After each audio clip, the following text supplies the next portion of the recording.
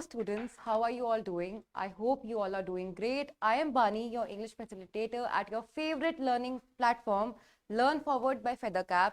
And today we'll be discussing a poem, Life is a Game, by an anonymous writer.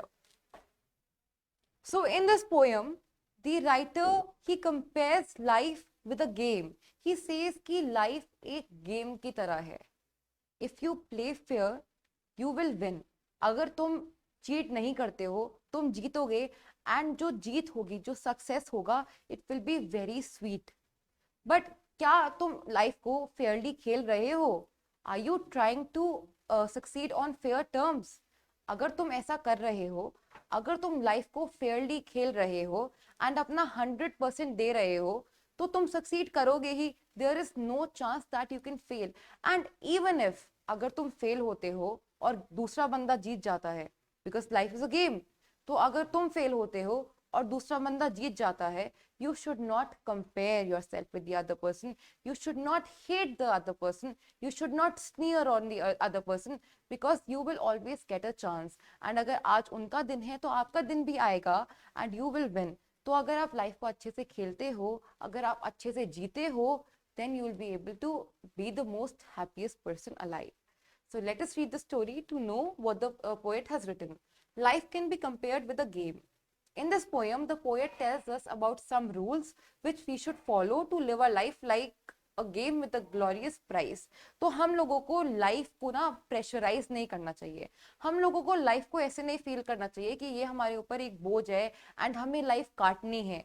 हमें ऐसा सोचना चाहिए that life हमें एक बहुत स्पेशल गिफ्ट मिला है एंड हमारे पास इतना टाइम तो नहीं है, तो हमें जो भी टाइम मिला है हमें वो बहुत हैप्पीली एनर्जेटिक होकर स्पेंड करना चाहिए एंड बहुत ही ज्यादा एंजॉय करना चाहिए. बिल्कुल भी डिप्रेस नहीं होना चाहिए. बहुत ज्यादा पॉजिटिव एटीट्यूड रख के बहुत ज्यादा ऑप्टिमिस्टिक होकर लाइफ को जीना चाहिए. Life is a game with a glorious prize. Life एक गेम है जिसे जीतने पे आपको एक बहुत ग्लोरियस प्राइज मिलता है.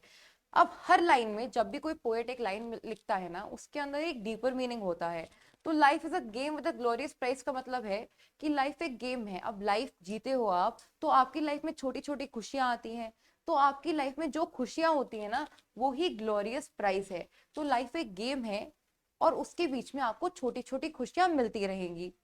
If we can only play it right, but वो ग्लोरियस प्राइज या फिर वो खुशियां कब मिलेंगी? जब आप लाइफ को फेयरली जियोगे, अगर आप लाइफ के गेम को फेयरली खेलोगे, अगर आप चीटिंग नहीं करोगे, अगर आप किसी का बुरा नहीं करोगे, अगर आप पॉजिटिव रहोगे, अगर आप अपना भी अच्छा करोगे और दुनिया का भी अच्छा करोगे, तो you will always win and succeed in life. It is give and take, build and break. तो अगर आप किसी फ्रेंडशिप में भी हो तो वो गिव एंड टेक रिलेशनशिप होता है ना. अगर आप लव में भी हो तो वो गिव एंड टेक रिलेशनशिप होता है. अगर आप किसी को लव दे रहे हो, किसी को फ्रेंडशिप दे रहे हो, किसी के अंदर एफर्ट्स डाल रहे हो, तो आप ये एक्सपेक्ट करते हो ना कि वो दूसरा इंसान भी आपके लिए उतने ही एफर्ट्स पुट इन करे. सो जो लाइफ है ना, वो भी उसके अंदर भी एक गिव एंड टेक रिलेशनशिप होता है. अगर आप लाइफ में एफर्ट्स डालोगे तो लाइफ भी एफर्ट्स को रेसिप्रोकेट करके आपको देगी एंड उसका जो फ्रूट होगा वो बहुत ही मीठा होगा. बिल्ड एंड ब्रेक, अगर आप अपनी लाइफ को बिल्ड करोगे तो वो बहुत ऊंची पहुंचेगी.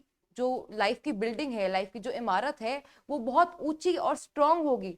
बट अगर आप अपनी लाइफ में ज्यादा एफर्ट्स ही नहीं करोगे, अगर आप उसके अंदर स्टोन्स ही नहीं रखोगे, अगर आप ईंटें ही नहीं रखोगे, तो लाइफ की बिल्डिंग तो टूट जाएगी ना एक टाइम पर आकर. बहुत जल्दी टूट जाएगी. हल्का सा अर्थक्वेक आएगा, आपकी लाइफ की बिल्डिंग टूट जाएगी.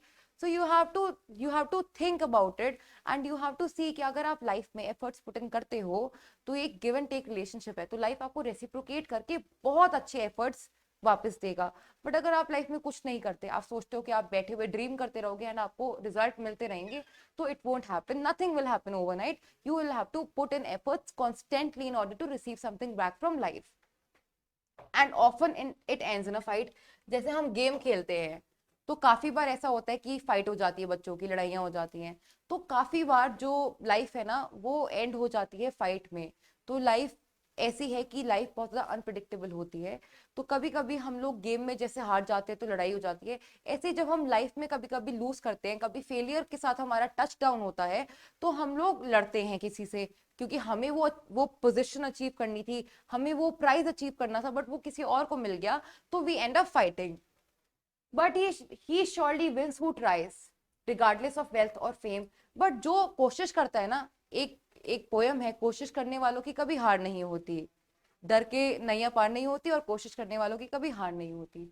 तो ऐसे ही जो इंसान कॉन्स्टेंटली ट्राई करता है, ऑनेस्टली ट्राई करता है, मेहनत करता है, अपने आसपास वाले लोगों को देखकर डरता नहीं है, उनको देख के परेशान नहीं होता, उनको देख के उनको लेट डाउन नहीं करता ना, एंड सिर्फ अपनी जर्नी पे और अपनी डेस्टिनेशन पे फोकस करता है, वो इंसान हमेशा जीतता है, रिगार्डलेस ऑफ वेल्थ और fame. No matter how rich you are, no matter how much fame you have, अगर आप मेहनत करते रहोगे, अगर आप कांस्टेंट रहोगे, अगर आप पूरी अपने एफर्ट्स दोगे किसी चीज में, यू विल डेफिनेटली सक्सीड।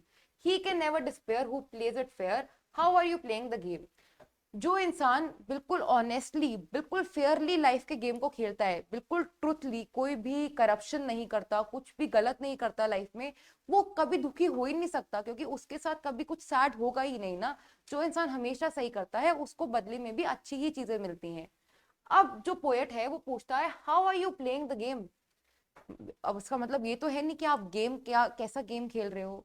वो पूछ रहा है कि आप अपनी लाइफ के साथ कैसे डील कर रहे हो, आप अपनी लाइफ फेयरली खेल रहे हो, आप अपनी लाइफ का गेम फेयरली खेल रहे हो, या फिर आप करप्ट होके खेल रहे हो, या फिर आप गलत कर रहे हो, या लोगों को हेट कर रहे हो, या फिर बिल्कुल ऑप्टिमिस्टिक होके, पॉजिटिव होके, बहुत ज्यादा बिल्कुल लोगों के साथ रह के, बहुत प्यार भाईचारे से, ब्रदरहुड से लाइफ का गेम खेल रहे हो।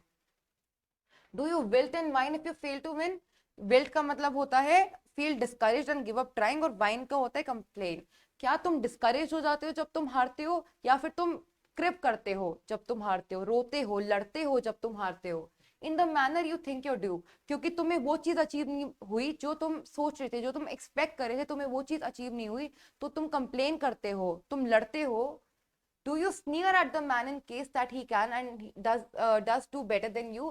क्या तुम उस बंदे को नेगेटिव आइस देते हो, उसको अपने से डाउन समझते हो, जो इंसान जीत जाता है, जो इंसान आपसे बेटर है? Do you take your rebuffs with knowing grin? क्या तुम अपनी हार को एक किलस के लेते हो, या फिर तुम पॉजिटिवली लेते हो that you will do next, you will do better next time? Do you laugh, do you pull up blame? और अगर कभी तुम हार जाओ, तो तुम अपनी अपनी फेलियर पे हार के हंस देते हो। अगर तुम हंसते हो तो बहुत ही अच्छा है, because you know how to deal with और how to handle your failure. Does your faith hold true when the whole world's blue? और क्या तुम्हारा faith in God and your faith in yourself is still strong and firm, जब पूरी दुनिया तुम्हें depressing लगती है, पूरी दुनिया तुम्हें पेसिमिस्टिक लगती है, लो लगती है, तुम्हें अपने ऊपर इतना भरोसा है कि you can do good in life, even अगर पूरी दुनिया तुम्हारे अगेंस्ट हो जाए, even if the world turns against you, do you still think that you can stand up to the world and face the world? How are you playing the game? तुम दुनिया का game कैसे खेल रहे हो, तुम लाइफ का game कैसे खेल रहे हो? Are you living up to it, और are you falling down into crumbs? Get into the thick of it, wade and boys. तो अब पोएट, यहाँ तक तो पोएट पूछ रहा था, यहाँ तक पोएट कर रहा था क्वेश्चन कि तुम लाइफ को कैसे जी रहे हो, लाइफ के गेम को कैसे खेल रहे हो। अब यहाँ पर पोएट बोलता है कि लाइफ के गेम में ना घुस जाओ, अपना 100% दो, हारो मत। अगर तुम लाइफ के गेम में 100% घुस जाओगे, अपना 100% एफर्ट डालोगे, सब कुछ करोगे, तो तुम हारोगे कैसे? वेट इन वॉइस का मतलब बिल्कुल घुस जाओ उस गेम में। Whatever your cherished goal, no matter आपको, आपका गोल कोई भी हो, आपका गोल एक ग्लोरियस प्राइज हो, एक छोटी सी चीज हो, अपना 100% एफर्ट डालो, brace up your will till your pulses thrill, और अपने इतने डिटर्मिन्ड हो जाओ, इतने ज्यादा हार्ड वर्क कर लो, इतना ज्यादा पॉजिटिव हो जाओ कि हाँ मैं ये चीज करके रहूंगा, टिल योर पल्सेस थ्रिल, जब तक तुम्हारी रूह नहीं कांप जाती। हाँ तब तक मेहनत करो जब तक तुम्हारी रूह नहीं कांप जाती, एंड तुम्हारी बॉडी बिल्कुल गिव अप नहीं करती थी, तब तक तुम काम करो, डिटर्मिन्ड रहो, and you dare to your very own soul, और अपने ही सोल के अगेंस्ट डेयर करो। तुम अपने सोल को बोलो कि no matter how much you push me down, I'll still emerge as the winner. I'll do it. I'll be the winner no matter what cost. Do something more than a noise. Let your purpose leap into flame. सिर्फ एक छोटी सी आवाज मत निकालो।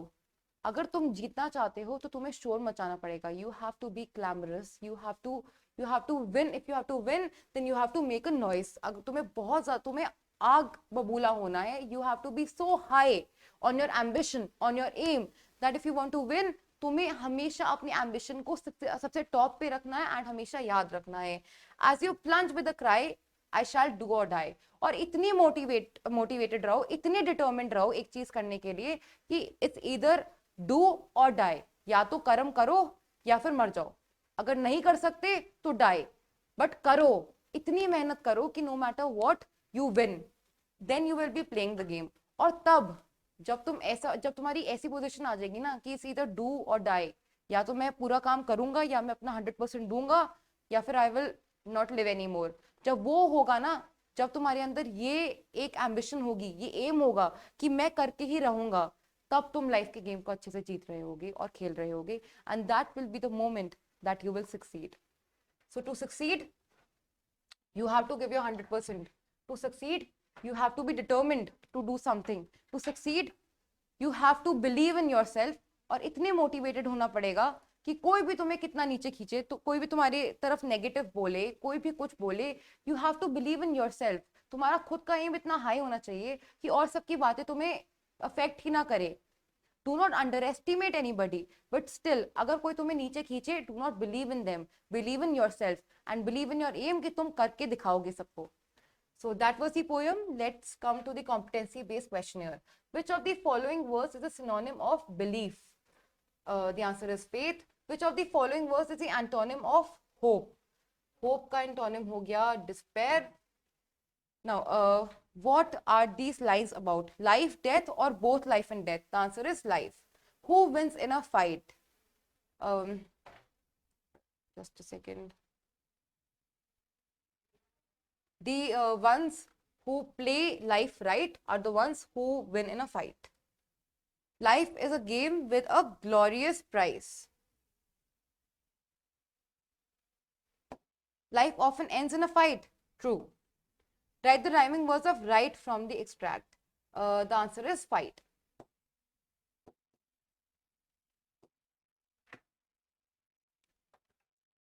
We should not dash if we fail to win. We should not lose hope, feel discouraged, or either of these.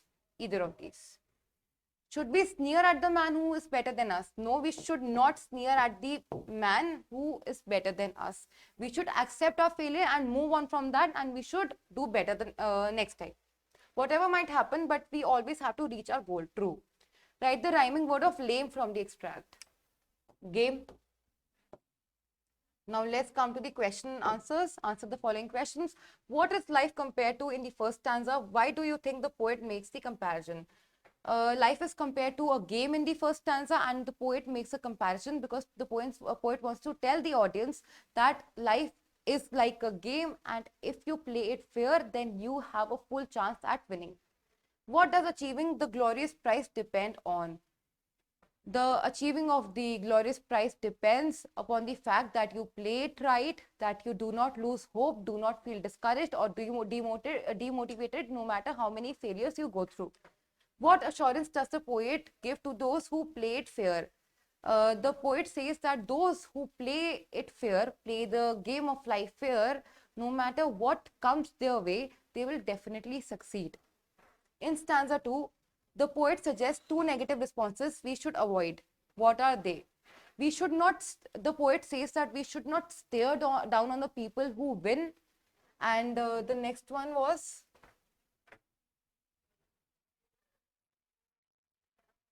we should not sneer at the man if the other person does better than us, and we should not wilt and whine. If we lose, we should not feel discouraged, and we should not crib that we have lost. So this was it. I hope you understood the importance of aim, ambition, and doing good in life. Do good in life. Do not sway away from your goals, no matter how many times life pushes you back. Thank you so much. Happy learning. Goodbye.